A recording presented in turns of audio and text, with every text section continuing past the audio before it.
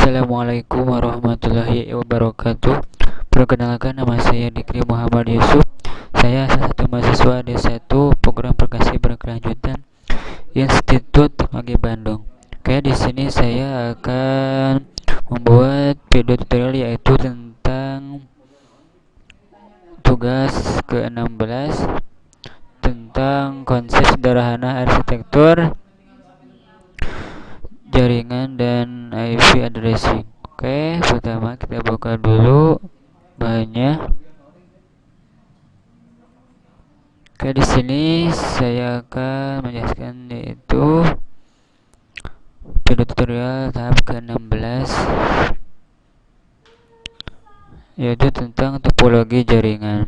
Nah, ini merupakan gambar-gambar dari topologi jaringan.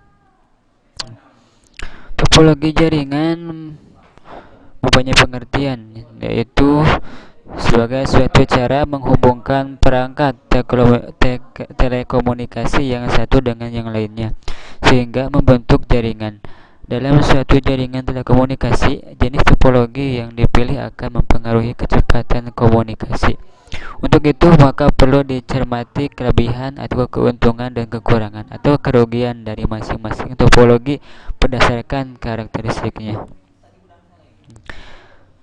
Jenis topologi ada 4. Yang satu yaitu topologi bus, yang kedua topologi token ring atau cincin, yang ketiga topologi star, yang keempat topologi mesh. Oke, yang pertama yaitu topologi bus. Pada topologi ini digunakan sebuah kabel tunggal atau kabel pusat di mana seluruh workstation dan server dihubungkan. Merupakan topologi fisik yang menggunakan kabel koaksial dengan menggunakan T-control dengan terminal 50 ohmH pada ujung jaringan. Topologi bus menggunakan suatu kabel yang kedua ujungnya ditutup di mana sepanjang kabel terdapat node-node. Nah, ini merupakan gambar dari topologi bus ya.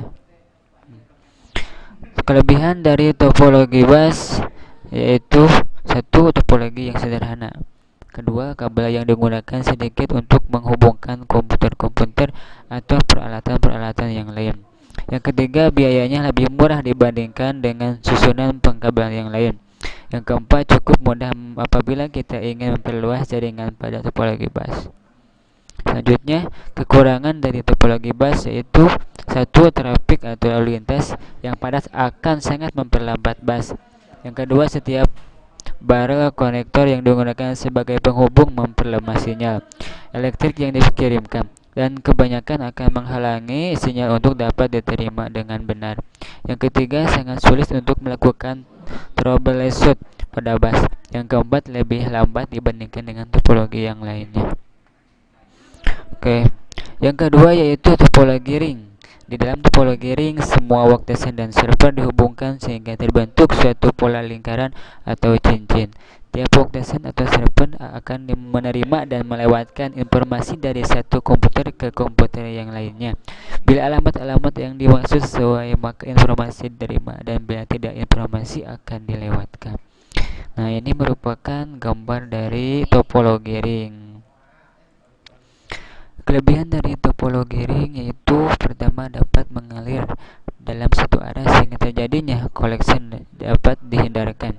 Yang kedua, aliran data mengalir lebih cepat karena dapat melayani data dari kiri atau kanan dari server. Yang ketiga, dapat melayani aliran lalu lintas data yang padat karena data dapat bergerak ke kiri atau ke kanan. Yang ketiga, waktu untuk mengakses data lebih optimal. Kekurangannya yaitu pertama, apabila ada satu komputer dalam ring yang gagal berfungsi, maka akan mempengaruhi keseluruhan jaringan.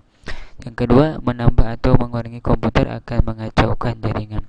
Yang ketiga, sulit untuk melakukan konfigurasi ulang. Selanjutnya yaitu topologi star. Pada topologi star, masing-masing workstation dihubungkan secara langsung ke server atau hub atau switch. Hub atau switch berfungsi menerima sinyal-sinyal dari komputer dan meneruskannya ke semua komputer yang terhubung dengan hub atau switch tersebut. Jaringan dengan topologi ini lebih mahal dan cukup sulit pemasangannya. Setiap komputer mempunyai kabel sendiri-sendiri sehingga lebih mudah dalam mencari kesalahan pada jaringan. Kabel yang digunakan biasanya menggunakan kabel UTP CAT5. Nah, ini merupakan gambar dari topologi star. Kelebihan dari topologi star yang pertama, cukup mudah untuk mengubah dan menambah komputer ke dalam jaringan yang menggunakan topologi star tanpa mengganggu aktivitas jaringan yang sedang berlangsung. Yang kedua, apabila satu komputer yang mengalami kerusakan dalam jaringan, maka komputer tersebut tidak akan membuat mati seluruh jaringan star. Dan yang ketiga, kita dapat menggunakan beberapa tipe kabel di dalam jaringan yang sama dengan hub yang dapat mengakomodasi tipe kabel yang berbeda. Kekurangannya, yang pertama, memiliki satu titik kesalahan terletak pada hub. Jika hub pusat mengalami kegagalan, maka seluruh jaringan akan gagal untuk beroperasi. Yang kedua, membutuhkan lebih banyak kabel karena semua kabel jaringan harus ditarik ke satu central point, jadi lebih banyak membutuhkan lebih banyak kabel daripada topologi jaringan yang lainnya.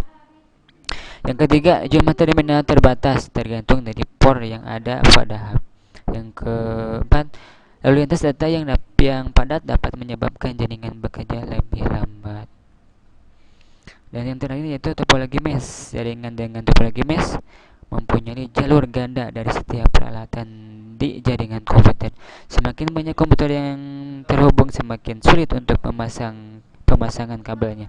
Karena itu, topologi mesh yang murni yaitu setiap peralatan dihubungkan satu dengan yang lainnya. Nah, ini merupakan gambaran dari topologi meshnya. Kelebihan dari topologi mesh yang pertama, keuntungan utama dari penggunaan topologi mesh adalah fault tolerance. Dan yang kedua, terjaminnya kapasitas channel komunikasi karena memiliki hubungan yang berlebih. Yang ketiga, relatif lebih mudah untuk dilakukan troubleshoot. Nah, dan kekurangannya yaitu sulitnya pada saat melakukan instalasi dan melakukan konfigurasi ulang saat jumlah komputer dan peralatan yang terhubung semakin meningkat jumlahnya. Biaya yang besar untuk memelihara hubungan yang berlebih. Nah, mungkin sekian tutorial dari saya, mudah-mudahan ada manfaatnya. Mohon maaf bila banyak kesalahan. Sekian dari saya. Assalamualaikum warahmatullahi wabarakatuh.